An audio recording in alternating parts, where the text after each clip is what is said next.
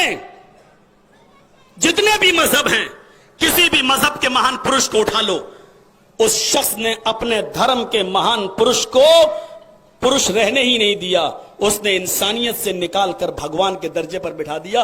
कोई एक धर्म का मानने वाला हो वो उठकर बताए।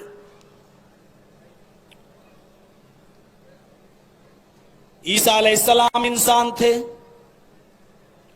लेकिन ईसाइयों ने सन ऑफ गॉड, अल्लाह का बेटा बना डाला।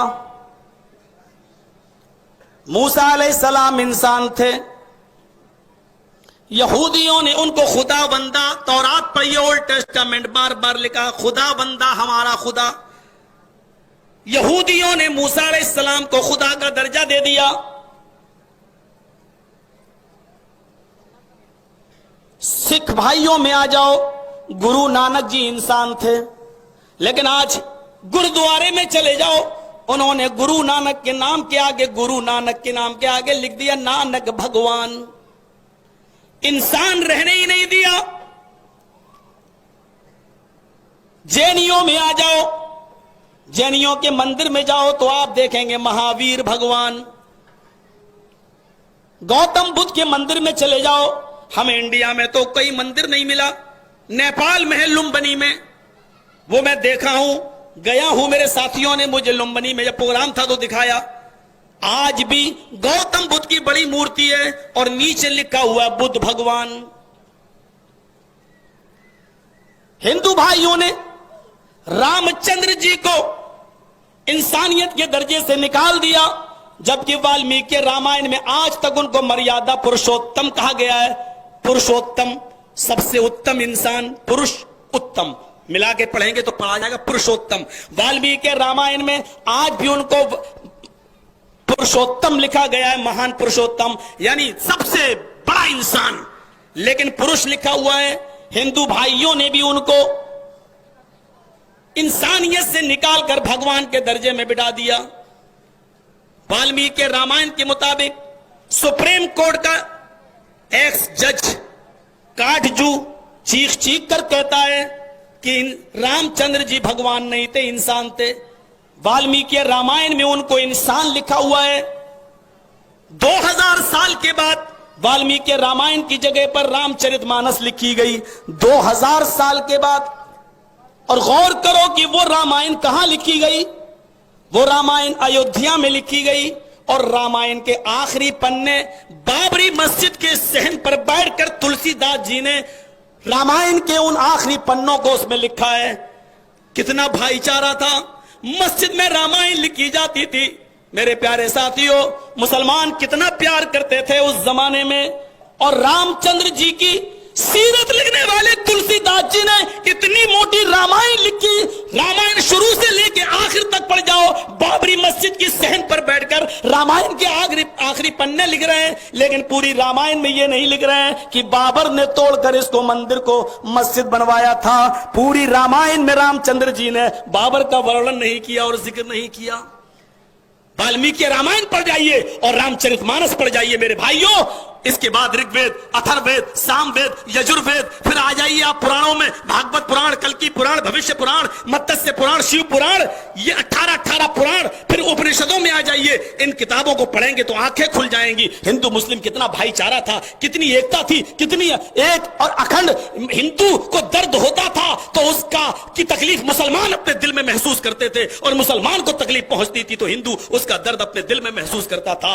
इन पार्लियामेंट के में बैठे हुए नेताओं ने एक दूसरे का दर्द एक दूसरे के दिलों से निकाल दिया है, और पता नहीं हमारे देश को कहां ले जाने की कोशिश कर रहे हैं। अल्लाह हमारा देश बर्बाद हो इससे पहले तो उनको बर्बाद कर दे जो हमारे देश को बर्बाद करने का सपना देख रहे हैं।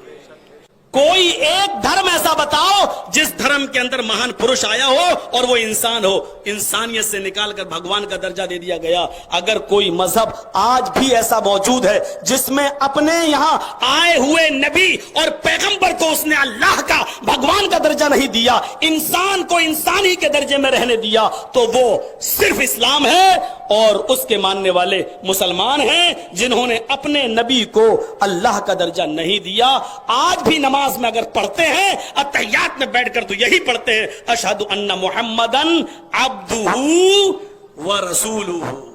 पहले अब्द बाद में रसूल। मैं गवाही देता हूं इस बात की कि मोहम्मद अल्लाह के बंदे और उसके रसूल हैं। और अल्लाह ताला ने ऐलान भी करवा दिया, मोहम्मद सल्लल्लाहु अलैहि वसल्लम ऐलान भी कर दो अपनी जबान से, क्योंकि आपके इस दुनिया से रुखसत होने के बाद कुछ लोग ऐसे आएंगे जो आपके नाम पर अंधा इश्क करेंगे, अंधी अकीदत रखेंगे, आपकी शान में गुलू करेंगे। हो सकता है कि आपको इंसानियत के दर्जे से निकाल दें, इसलिए अपनी जबान से कह दो, कुल आए नबी कह दो, इन्नमा अना बशरुम मिस्लुकुम, कह दो कि मैं तुम्हारी तरह एक बशर हूं, मैं तुम्हारी तरह का एक इंसान हूं। तुम्हारे दो पैर मेरे दो पैर, तुम्हारे दो हाथ मेरे दो हाथ, तुम्हारा सर मेरा सर, तुम्हारी जबान मेरी जबान, करते हो मैंने भी की, तुम्हारे बच्चे मेरे भी बच्चे, तुम्हारी बेटियां मेरी भी बेटियां, तुम्हारे बाप हैं मेरा भी बाप, तुम्हारी मां हमारी भी मां, तुम्हारे भतीजे और भाई हमारे भी भतीजे।